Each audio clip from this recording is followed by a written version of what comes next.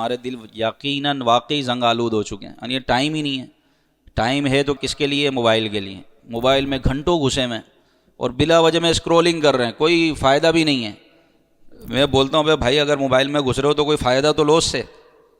لوگ موبائل سے یوٹیوب سے سیکھ کر گرافک ڈیزائنر بن گئے ہیں، chat G P T use کر کے بندے ایڈیٹر بن گئے، یوٹیوب یوز کر کے ایک ہمارا یہاں پر اسلامی بھائی ہیں، عمران بھائی ابھی ہیں نہیں، وہ یوٹیوب کو دیکھ کر جو ہے نا وہ کیا بولتے ہیں اس کو، الیکٹریشن بن گیا بندہ۔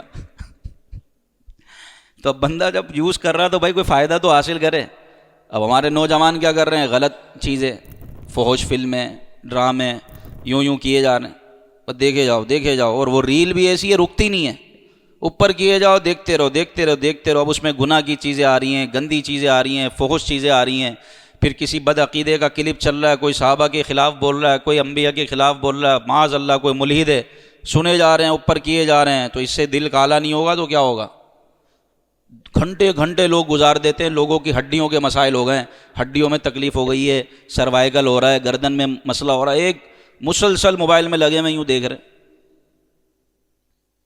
اس کو ہوش ہی نہیں ہے، نہ پانی پینے کا نہ کھانا کھانے کا۔ یعنی ڈاکٹرز کہہ رہے ہیں یہ جو گردے، نوجوانوں کے گردے فیل ہو رہے ہیں، وہ پانی نہیں پی رہے، موبائل میں سارا دن گزار رہے ہیں، پانی نہیں پی رہے، گردے سوکھ کے سکڑ گئے، گردے فیل، پانی نہیں پی رہے، موبائلوں میں گھسے ہوئے۔ پھر جو آفس ورک کرتے ہیں وہ بیٹھے ہوئے بیچارے، بیٹھے کمپیوٹر پہ لگے ہوئے، نہ پانی کا خیال ہے، نہ کھانے پینے کا خیال ہے، کچھ بھی نہیں ہے۔ تو اپنی صحت کا بھی خیال کریں اور اپنے ایمان کا بھی خیال کریں، اور اتنا موبائل کے اندر نہ گھسے کہ آپ دنیا اور ما فیہا سے بے خبر ہو جائیں۔